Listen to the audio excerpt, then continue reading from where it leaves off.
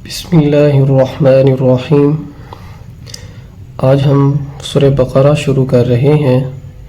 سورہ بقرہ کی 286 آیات ہیں اور 40 رکوع ہیں، اور اللہ رب العزت سے دعا ہے کہ اللہ رب العزت ہمیں اس کا صحیح معنی اور مفہوم بیان کرنے کی توفیق عطا فرمائیں اور ہم سب کو اس پر عمل کی توفیق عطا فرمائیں۔ بسم اللہ الرحمن الرحیم۔ شروع اللہ کے نام سے جو بڑے مہربان نہایت رحم والے ہیں۔ الف لام میم، ذالک الکتاب، یہ کتاب، ذالک کا مطلب ہے یہ، الکتاب، الکتاب سے مراد قرآن مجید، لا ریب، کوئی شک نہیں ہے، فیہ، اس میں۔ اب پوری آیت کا ترجمہ ہوگا، ذالک الکتاب لا ریب فیہ، یہ قرآن مجید ایسی کتاب ہے کہ جس میں کوئی شک نہیں ہے، ھدی للمتقین، ہدایت ہے پرہیزگاروں کے لیے۔ صدق اللہ العظیم۔ اب ہم ان سورہ بقرہ کی 2 آیات کی مختصر سی تفسیر کرتے ہیں۔ دیکھیں، پہلے بھی میں نے بتایا کہ سورۃ البقرہ مدنی ہے۔ اب سوال یہ ہے کہ بعض صورتیں مکی ہیں اور بعض صورتیں مدنی ہیں، تو ان مکی صورتوں کو مکی کیوں کہتے ہیں اور مدنی کو مدنی کیوں کہتے ہیں؟ تو اس کا جواب یہ ہے کہ وہ تمام صورتیں جو آپ صلی اللہ علیہ وسلم پر ہجرت سے پہلے نازل ہوئیں، تو ان تمام صورتوں کو مکی کہتے ہیں، چاہے وہ کسی بھی سفر میں نازل ہوئیں، کہیں بھی نازل ہوئیں، لیکن ہجرت سے پہلے نازل ہوئیں تو ان کو مکی کہیں گے، اور جو ہجرت کے بعد نازل ہوئیں انہیں ہم مدنی صورتیں کہیں گے۔ تو یہ مدنی صورت ہے۔ اس کی کچھ آیات کے بارے میں مفسرین کہتے ہیں کہ مکی ہیں، لیکن زیادہ آیات جو ہیں وہ ہجرت کے بعد نازل ہوئی، تو اس لیے اس صورت کو مدنی کہتے ہیں۔ باقی سورہ بقرہ کی فضیلت کیا ہے؟ سورہ بقرہ کی جو فضیلت ہے اس کے بارے میں حدیث مبارکہ میں آتا ہے، آپ صلی اللہ علیہ وسلم نے فرمایا کہ جس گھر میں سورہ بقرہ کی تلاوت ہوتی ہے اس گھر کے قریب بھی شیطان نہیں آتا، یعنی جس گھر میں سورہ بقرہ کی تلاوت ہوتی ہے تو وہ گھر شیطان سے محفوظ ہو جاتا ہے۔ اور دوسری اس کی جو فضیلت ہے، ویسے تو بہت زیادہ فضیلت آئی ہیں، ہم مختصر سی بات کرتے ہیں۔ دوسری جو فضیلت ہے وہ یہ ہے کہ آپ صلی اللہ علیہ وسلم نے فرمایا کہ جو شخص سورہ بقرہ اور سورہ آل عمران، ان کو زہراوین بھی کہا جاتا ہے، ان کی تلاوت کرتا ہے یا اپنی زندگی میں ان 2 صورتوں کا معمول بناتا ہے، تو یہ 2 صورتیں اللہ کی بارگاہ میں اس شخص کے لیے جو ہے احتجاج کریں گی اور اس کی بخشش کی بات کریں گی، اور اللہ رب العزت جو ہے ان کی سفارش کو قبول فرمائیں گے۔ اب آتے ہیں کہ اس کی 286 آیات ہیں، یہ پہلے میں نے بتا دیا، 40 رکوع ہیں۔ الف لام میم، اس کی جو پہلی آیت ہے یہ حروف مقطعات میں سے ہے۔ اب حروف مقطعات کسے کہتے ہیں؟ حروف مقطعات یہ 29 صورتوں کے شروع میں آئے ہیں۔ کتنے صورتوں کے شروع میں؟ 29۔ اور ان کو حروف مقطعات اس لیے کہتے ہیں کہ ان سے جو اللہ کی مراد ہے یا ان کا جو معنی ہے وہ سب جو ہے صرف اور صرف اللہ رب العزت کو ان کا معنی معلوم ہے، ان کی مراد اللہ جانتے ہیں۔ نبی کریم صلی اللہ علیہ وسلم نے اپنی امت کو ان کا معنی اور مفہوم نہیں بتایا، تو خاص طور پر یہ جو ہے یہ امتحان ہے راسخ فی العلم والے لوگوں کا، یعنی جو اور ایسے لوگوں کا جو قرآن مجید میں غور و فکر کرتے ہیں، تدبر کرتے ہیں، کوشش کرتے ہیں کہ قرآن مجید کو سمجھیں، تو ان کے لیے یہ بہت بڑی ایک آزمائش ہے، اور صبر کرنا پڑتا ہے ان کو کہ ان کو یہ کہا گیا ہے کہ ان کا معنی آپ نے معلوم نہیں کرنا اور معلوم کرنے کی کوشش بھی نہیں کرنی، ٹھیک ہے؟ تو اسی طرح شاہ ولی اللہ رحمۃ اللہ علیہ فرماتے ہیں کہ ہر کتاب کے کچھ راز ہوتے ہیں، ٹھیک ہے، کوئی بھی کتاب ہوتی ہے تو اس کے راز ہوتے ہیں. اس راز سے اس راز کا مطلب یہ ہے کہ عام لوگوں کو ان رازوں کا پتہ نہیں چلتا، یعنی وہ عام لوگ اس کو سمجھ نہیں سکتے. تو قرآن مجید کے جو راز ہیں وہ کیا ہیں؟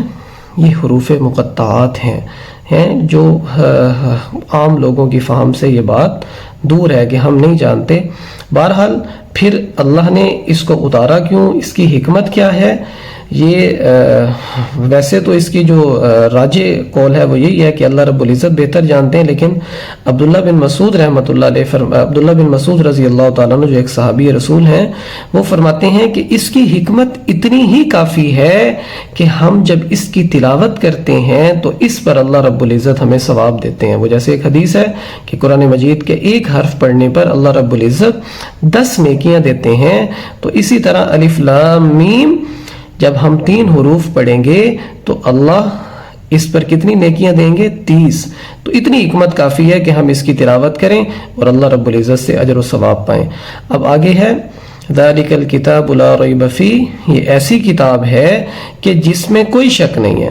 تو اس کا جو ربط ہے، ربط کہتے ہیں تعلق کو، اس کا جو تعلق ہے، اس کا جو ربط ہے، یہ سورہ فاتحہ کی اس آیت کے ساتھ ہے، اہدنا الصراط المستقیم، اے اللہ ہمیں ہدایت دے دو سیدھے راستے کی طرف. اب سیدھے راستے کی طرف ہدایت کیسے ملے گی؟ اللہ رب العزت فرماتے ہیں کہ اس سیدھے راستے کی طرف ہدایت ہمیں ایسے ملے گی کہ ہم قرآن مجید کو اپنی زندگیوں میں لازمی پکڑیں. یعنی یہ کتاب ہے ہدایت دینے والی. اگر اس کتاب کو ہم سمجھ لیں گے، اس پر عمل کریں گے، تو پھر اللہ رب العزت ہمیں سیدھے راستے کی طرف کیا دے دیں گے؟ ہدایت دے دیں گے. ہم نے ترجمہ کیا کہ یہ ایسی کتاب ہے کہ جس میں کوئی شک نہیں. اب سوال یہ ہوتا ہے کہ اس میں شک تو کرتے ہیں لوگ، جیسے مشرکین ہو گئے، منافقین ہو گئے، اور اسی طرح یہود و نصارہ ہو گئے، وہ تو اس کتاب میں شک کرتے ہیں. تو پھر اس کا یہ معنی کیسے ہم کرتے ہیں کہ اس میں کوئی شک نہیں؟ تو اس کا جواب یہ ہے کہ یہ کتاب جو اللہ نے اتاری ہے من حیث الوجہ، یعنی حقیقت میں اس میں کوئی شک نہیں ہے. تو جو لوگ شک کرتے ہیں یہ ان کی اپنی غلطی ہے، اور یہ ان کی جو سمجھ ہے وہ ادھوری ہے، یعنی وہ خود یہ غلطی کرتے ہیں. ورنہ جو ہے یہ جو حقیقت میں ہے، حقیقت میں اس قرآن مجید میں کوئی شک نہیں ہے. اور اس کا کیونکہ اس کے اندر لوگ شک کرتے ہیں، اس بات کی دلیل بھی موجود ہے. جیسے اسی صورت کے 3 رکوع میں آتا ہے کہ اللہ رب العزت نے جو ہے جنہوں نے شک کیا اس کتاب میں، اللہ نے انہیں فرمایا کہ اگر تم شک کرتے ہو اور اگر تم اس شک میں سچے ہو تو پھر اس کی مثل ایک سورت لے کر آؤ. اور پھر ایک اور جگہ فرمایا کہ اگر سورت نہیں لا سکتے تو کم از کم اس کی مثل ایک آیت لاؤ. یہ اس کی تفسیر ہو گئی. اب ہدی للمتقین، یہ ہدایت ہے پرہیزگاروں کے لیے. ٹھیک ہے، اب متقی کس کو کہتے ہیں؟ پرہیزگار کس کو کہتے ہیں؟ حضرت ابی بن کعب رضی اللہ تعالیٰ عنہ سے حضرت عمر فاروق رضی اللہ تعالیٰ عنہ نے پوچھا کہ متقی کس کو کہتے ہیں، پرہیزگار کس کو کہتے ہیں؟ تو انہوں نے آسان سی مثال کے ذریعے سے سمجھایا. اگر ہم اس مثال کو سن لیں گے تو ہمیں سمجھ آ جائے گی کہ متقی کس کو کہتے ہیں، پرہیزگار کس کو کہتے ہیں. انہوں نے کہا کہ اے امیر المؤمنین، آپ مجھے بتائیں کہ کبھی آپ نے ایسے راستے پر سفر کیا ہے کہ جس کے دونوں طرف کانٹے دھار جھاڑیاں ہوں؟ تو عمر فاروق کہنے لگے کہ جی میں نے کیا ہے. تو انہوں نے کہا کہ پھر تم نے وہاں کیا کیا، کیسے اس جگہ سے گزرے؟ تو حضرت عمر فاروق رضی اللہ تعالیٰ عنہ کہنے لگے کہ میں اس جگہ سے ایسے گزرا کہ میں نے اپنا دامن سمیٹ لیا، اپنے جسم کو سمیٹ لیا، اپنے کپڑوں کو سمیٹ لیا کہ کہیں میرے دامن پر کوئی کانٹے نہ لگیں. ٹھیک ہے، میرے دامن پر کوئی ایسی جو ہے کانٹے دھار جھاڑی نہ لگ جائے میرے کپڑوں پر. تو میں اس طرح بچ بچ کے وہاں سے گزرا.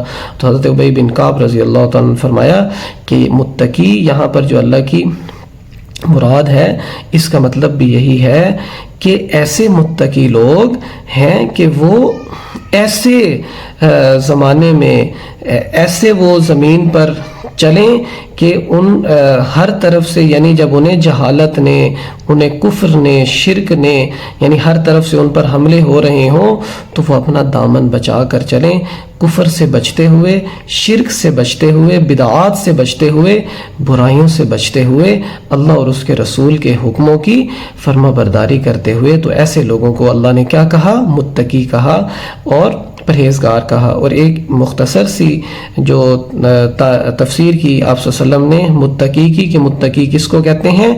جو اللہ کے حکم کے آگے سر خم تسلیم کر لے، کہ یعنی جب اللہ کا حکم آ جائے پھر اس اللہ کے حکم کے آگے جس کا بھی حکم آئے وہ اس کے حکم کو ٹال دے اور اللہ اور اس کے رسول کے حکم کو نہ ٹالے، تو ایسے شخص کو کیا کہا جاتا ہے؟ متقی اور پرہیزگار۔ وما علینا الا البلاغ۔ اور باقی اب آپ کا کوئی بھی سوال ہو ترجمے کے متعلق، تفسیر کے متعلق، جو آپ کو سمجھ نہ آئی ہو تو آپ جو ہے کامنٹ کر کے میرے سے پوچھ سکتے ہیں۔ میں انشاءاللہ کوشش کروں گا کہ آپ کے سوالوں کا جواب دوں۔ وما علینا الا البلاغ۔